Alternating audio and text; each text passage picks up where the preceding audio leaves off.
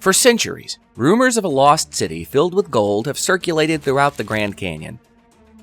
No one has succeeded in finding it, despite extensive searches until now.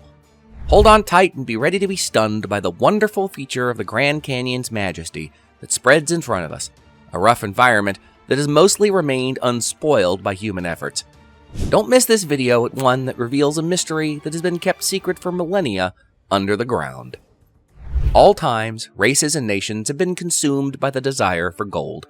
Whatever quantity of gold appears to stoke an obsessive desire to collect more of it. The desire throughout the ages gave birth to the persistent legend of a city of gold. Europeans thought there was an immensely rich location called El Dorado, someplace in the New World in the 16th and 17th centuries. Their chase of these riches resulted in the loss of numerous lives, a minimum of one man's suicide and the death of another. According to Jim Griffith, a folklorist in Tucson, Arizona, El Dorado switched geographical places until it eventually just signified a wellspring of vast riches someplace in the Americas. This location, however, has not yet been discovered. The Grand Canyon is one of the Earth's most magnificent natural treasures. It has always aroused the curiosity of explorers and adventurists with its beauty and toughness. Beyond the cliffs and the flowing river, however, is a forgotten city with unimaginable wealth and riches. The secret has been locked away for generations. This is the tale of a party of adventurers who sought to learn the mysteries of El Dorado, the fabled lost city of gold in the Grand Canyon. As they looked for the famous city and the treasures it held, their adventure would lead them deep into the canyon's interior, across the terrible ground and secret tunnels. Yet there were risks involved with their journey. As they traveled farther into the canyon, they discovered sinister treasures and outdated objects that suggested the existence of a strong mystical force that had long shielded the buried city from snoopers. And as they neared their objective, they understood that they had not been the only ones searching for El Dorado's wealth. Deep inside South America is where El Dorado first appeared.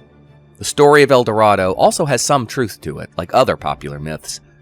Early 16th century Spanish adventurers in South America had heard tales of indigenous people living in the Andes highlands in what is now Colombia. There was a celebration at Lake Guatavita to mark the beginning of the reign of a new king. There are many different accounts of the event, but they all agree that the new monarch was bathed in gold dust and that gold and priceless gems were dumped into the lake to satisfy an aquatic deity. This golden leader became known as El Dorado, or the Gilded One by the Spanish. After El Dorado and his people were overthrown by another tribe in the late 15th century, the ceremony of the Gold Man is said to have come to an end. Nonetheless, the Spanish and other Europeans assumed there had to be a location of tremendous riches somewhere in the interior, since they had discovered so much gold among the indigenous along the northern shore of the continent. El Dorado was not discovered by the Spanish, but Lake Guatavita was, and they attempted to drain it in 1545. They managed to reduce it so that hundreds of gold pieces were discovered around the lake's shore, yet they couldn't get to the rumored fantastic wealth in the deeper sea.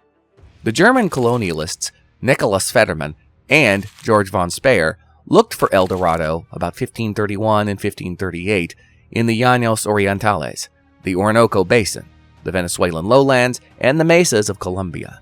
Philipp von Hutten then traveled with von Speyer on a tour 1536-38, during which they arrived at Rio Japura's origins, close to the equator. From Coro on the coast of Venezuela, Hutten led an expedition in pursuit of the Golden City that consisted of roughly 150 men, most of them horsemen. Over several years of roaming, being pursued by locals and afflicted by malnutrition and sickness, he crossed the river Bermejo and continued into Los Llanos with a small party of around 40 men on horseback. Here they met in combat with a huge number of Omaguas, and Hutten was badly injured. In 1546, he led the survivors among his believers back to Coro. Upon Hutton's return, the Spanish government killed him at El Tocoyo, along with his traveling companion, named Bartholomew VI, Welser. Sebastian de Benalcázar, Francisco Pizarro's lieutenant, questioned an Indian who had been taken to Quito in 1535, although Antonio de Herrera y Tordesillas stated that the Indian man was an envoy who had come to ask the Inca for military help, unknowing that they were currently defeated. Luis Deza described the Indian as a fighter. The Indian informed Benalcázar that he was from the wealthy Cundinamarca kingdom, which was located far to the north, and that during the rituals, the Zipa, or leader, would cover themselves in gold dust. "Let's go find that golden Indian," allegedly said Benalcázar as he headed out to locate the chief. "We're going to look for this gold-bearing Indian." Finally, the Spaniards began to refer to the chief as El Dorado. Having been unsuccessful in his search for El Dorado, Benalcázar ultimately teamed with Fetterman and Gonzalo Jiménez de Quesada and traveled back to Spain. It has been conjectured that the Kingdom of Arma, whose citizens wore gold jewelry and were subsequently captured by Pedro Cieza de León, was the country of riches mentioned by the Indians. Gonzalo das de Pineda led an expedition to the lowlands east of Quito in 1536, where they discovered cinnamon plants but no prosperous kingdom. The first mention of an El Dorado-like country came in 1531 when Ordaz's expedition heard of a kingdom known as Meta that was allegedly located beyond a mountain on the Orinoco River's left bank. Meta was allegedly rich in gold and controlled by a ruler with only one healthy eye. Despite this, historians and explorers alike continued to be fascinated by the mythology of El Dorado. The city may have been a part of a broader network of historical towns that once covered much of the southwestern United States, according to certain theories. Some think that the city may have drawn inspiration from ancient societies that conducted commerce with local indigenous tribes. 3 unsuccessful missions to find El Dorado were conducted by Antonio de Berrio, the Spanish governor of Trinidad and the nephew of Gonzalo Jiménez de Quesada. He undertook his first 2 excursions between 1583 and 1589, visiting the wider areas of the upper Orinoco and the Colombian plains. He started his 3rd journey in 1590, climbing the Orinoco to the Carón River with his own explorers and an additional 470 men under Domingo de Vera's command. His whole crew was captured by Walter Raleigh in March 1591, as he was preparing for supplies on Margarita Island. Raleigh had been traveling to the Orinoco River in quest of El Dorado, with Berrio serving as his guide. They traveled to the areas that Berrio had earlier independently examined. After many months, Raleigh's expedition made its way back to Trinidad, and at the end of June 1595, on the shore of Cumana, he exchanged several English captives for the freedom of Berrio. Fernando de Berrio y Ora, who was his son, conducted repeated excursions in favor of El Dorado between 1577 and 1622. Sir Walter Raleigh, an English heir, traveled to Guyana twice in pursuit of El Dorado. He dispatched his son Wat Raleigh on an investigation up the Orinoco River on a second voyage in 1617. But Walter Raleigh, who was now an elderly man, remained in a launch site on Trinidad Island. Wat Raleigh was slain in combat with the Spanish as a result of the expedition's failure. A historian at Mercer University in Macon, Georgia, named Eric Klingelhofer, is looking for the location of Raleigh's base camp on Trinidad.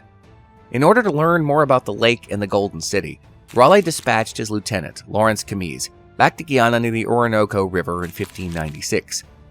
Camise made topographical, geological, and medicinal studies on the nation while exploring the shoreline between the Amazon and the Orinoco, mapping the locations of the Amerindian tribes. In his connection of the second voyage to Guyana, 1596, Camise provided a detailed account of the coast of Guyana. He also stated that the indigenous people of Guyana traveled inland via canoe and land routes in search of Manoa, the golden city of El Dorado, which he believed lay on its shores. According to him, Walter Raleigh was enraged and condemned the survivor for allowing his son to be murdered after learning of Watt's death. According to Klingelhofer, the guy kills himself in his ship's cabin. After Raleigh returned to England, King James had him executed for a number of reasons, including violating instructions to avoid a fight with the Spaniards. According to Jose Oliver, a professor at the Institute of Archaeology at University College London, the reason the mythology of El Dorado persists is that you want it to be real.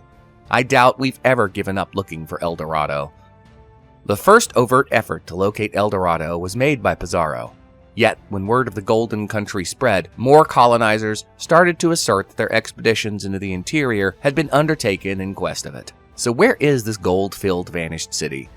Over the mountains of the moon, through the Shadow Valley, on a wild ride, fearlessly go, if you search for El Dorado, the poet Edgar Allan Poe advises in his 1849 poem El Dorado. Despite where it came from, the myth of the Grand Canyon's lost gold city continues to be one of the region's most lasting and thrilling mysteries. Thank you for watching, and please come back soon to see more interesting videos.